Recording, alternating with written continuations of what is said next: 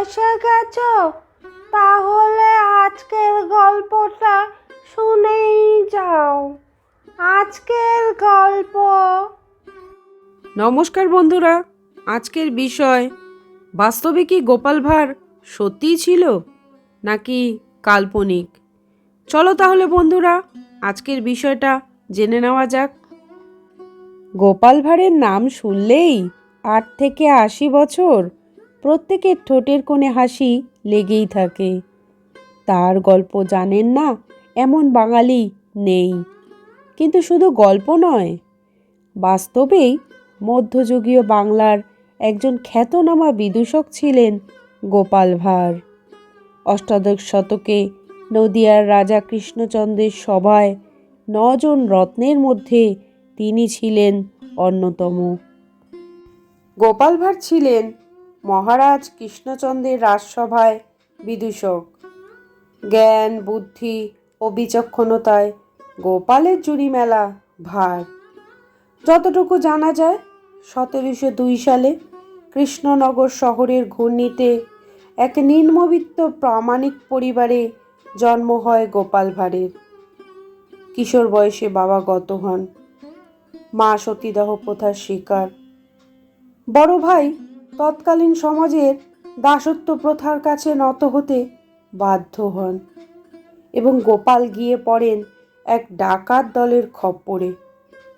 ঘটনাচক্রে এক অজ্ঞাতনামা মহিলা তাকে উদ্ধার করেন।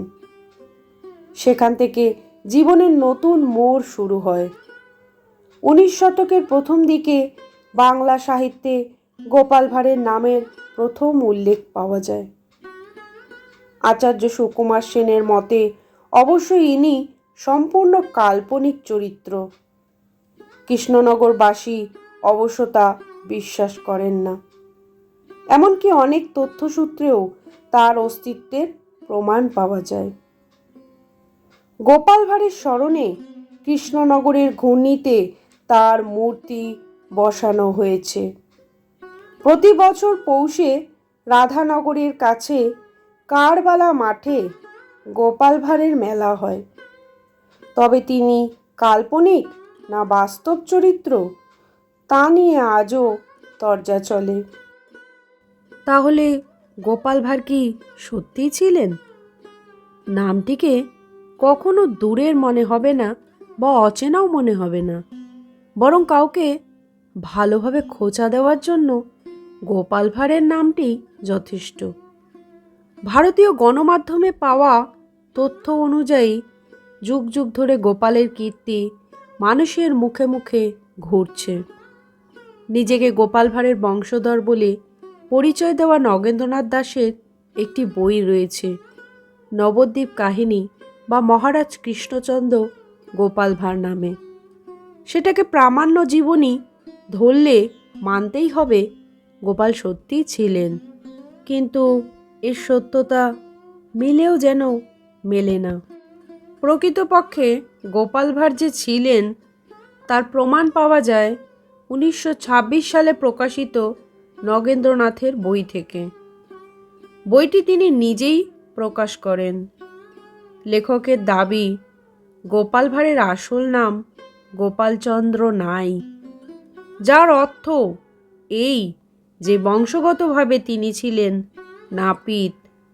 কিন্তু ছুরিকাছি হাতে তুলে নেননি গোপাল। তিনি ছিলেন রাজা কৃষ্ণচন্দ্রের এক তত্ত্বাবধায়ক। সেই ভাণ্ডার থেকেই ভাণ্ড তথা ভাঁড়। গোপালের বাবা দুলাল চন্দ্র নাপিতের কাজ করতেন না। তিনি ছিলেন নবাব আলীবর্দী খাঁর বৈদ্য। সেই যুগে শল্য চিকিৎসার কাজও অনেক সময় নাপিতরাই করতেন। তার বড় ছেলে কল্যাণ দুলাল সিরাজউদ্দৌলাকে বাল্যকালে কঠিন অসুখ থেকে বাঁচিয়েছিলেন। আর ছোট ছেলে হলেন আমাদের প্রিয় ও চিরচেনা গোপাল, যিনি ছোটবেলা থেকেই অসম্ভব বুদ্ধিমান। লোকমুখে তার বুদ্ধিদীপ্ত মজার কাহিনী ছড়িয়ে পড়েছিল। রাজা কৃষ্ণচন্দ্র জানতে পারেন গোপালের কথা। তিনি তাকে নিজ সভায় স্থান করে দেন। কৃষ্ণনগর রাজবাড়িতে পঞ্চরত্ন সভার অন্যতম রত্ন গোপালের এক তৈলচিত্রও রয়েছে। এমনই সব দাবি রয়েছে গোপালের অস্তিত্বের সপক্ষে। কিংবদন্তি ভাষাবিদ ও ঐতিহাসিক সুকুমার সেন বলেছেন, গোপাল ভাঁড় সম্পর্কে আধুনিক বাঙালির কৌতূহল থাকার ফলে বাস্তব অথবা কল্পিত ব্যক্তিটির সম্পর্কে যে জনশ্রুতি জাতীয় ঐতিহ্য গজিয়ে উঠেছে বা উঠছে, তার বীজ হচ্ছে ভাঁড় নামের অংশটি। গোপাল ভাঁড়ের ভাঁড়টুকু সংস্কৃত শব্দ। ভাণ্ডারের ভাণ্ডজাত মনে করে অনেকে গোপালের জাতি নির্ণয় করেছেন। পক্ষের ও বিপক্ষের যুক্তি যাই হোক না কেন, গোপাল ভাঁড় বাঙালি রসিক ও লৌকিক সংস্কৃতিতে অমলিন হয়ে আছেন। এই যুক্তি প্রমাণ করে যে বাস্তব অথবা কল্পিত ব্যক্তি শব্দবন্ধটি খুবই গুরুত্বপূর্ণ। পরিমল গোস্বামীর লেখাতেও পরিষ্কার দাবি করা হয়েছে, গোপালের অস্তিত্ব গবেষকরা খুঁজে পাননি। গোপালের জন্মসাল কিংবা তিনি কোথায় জন্মেছিলেন তা কোনো নথিতে পাওয়া যায় না। এমনকি তার বাড়ির দলিল, তারও কোনো খোঁজ মেলে না। রাজা কৃষ্ণচন্দ্রের সভায় ছিলেন কবি ভারতচন্দ্র রায়গুণাকর। তিনি এত কিছু লিখেছেন, কিন্তু তার রচনায় গোপালকে নিয়ে কিছুই নেই। আবার সভায় ছিলেন সাধক রামপ্রসাদ সেন। এই কিংবদন্তিও কোথাও গোপালকে নিয়ে কিছু লিখেছেন বলে জানা যায় না। 1953 সালে গোপাল ভাঁড় নামে প্রথম বাংলা ছবি বের হয়। সেই সময় প্রতিটা ছবির সঙ্গে বুকলেট দেওয়া হতো। এর সঙ্গে পাওয়া যেত গানগুলো। বৈষ্ণব আজু গোসাই গোপালকে খোঁচা দিচ্ছেন, কৃষ্ণচন্দ্রের অশেষ দয়া, তাই খাচ্ছ সুখে দুধ কলা, ছত্রছায়া সরে গেলে খাবে শুধু কাঁচকলা। এইরকম ধরনের গানের লাইনগুলো লিখেছিলেন বিজন ভট্টাচার্য।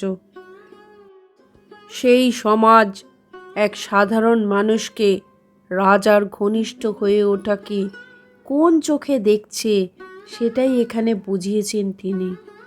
যা পড়তে গিয়ে মনে হয় কৃষ্ণচন্দ্রের কাছে গোপালের বেশি গুরুত্ব পাওয়াতেই ভারতচন্দ্র হিংসার বশবর্তী হয়ে হয়তো কিছু লেখেননি, এমনটাও হতে পারে। মহারাজা কৃষ্ণচন্দ্রের আমলে তার প্রাসাদের সামনে নির্মিত তার একটি ভাস্কর্য এখনও সেখানে অবিকৃত অবস্থায় রয়েছে। পরবর্তীতে কৃষ্ণনগর পৌরসভার সীমানায় ঘূর্ণিতে গোপাল ভাঁড়ের নতুন একটি মূর্তি স্থাপিত হয়েছে। তবে গোপাল ভাঁড়ের নাম ইতিহাসের কোথাও উল্লেখ নেই। তার অস্তিত্ব আদেও ছিল কি না এই বিষয়ে কেউ সঠিক তথ্য দিতে পারেননি। গোপাল ভাঁড়ের অস্তিত্ব ছিল কি না সে সম্পর্কে অনেক পরস্পর বিরোধী মতামত রয়েছে। আচার্য সুকুমার সেন অভিমত দেন যে গোপাল চরিত্রটি সম্পূর্ণ কাল্পনিক, তবে কিছু সূত্র দাবি করেছে যে গোপাল একজন সত্যিকারের চরিত্র ছিল। যুগ যুগ ধরে গোপালের গল্প মানুষ কানে শুনেই বিশ্বাস করে এসেছে।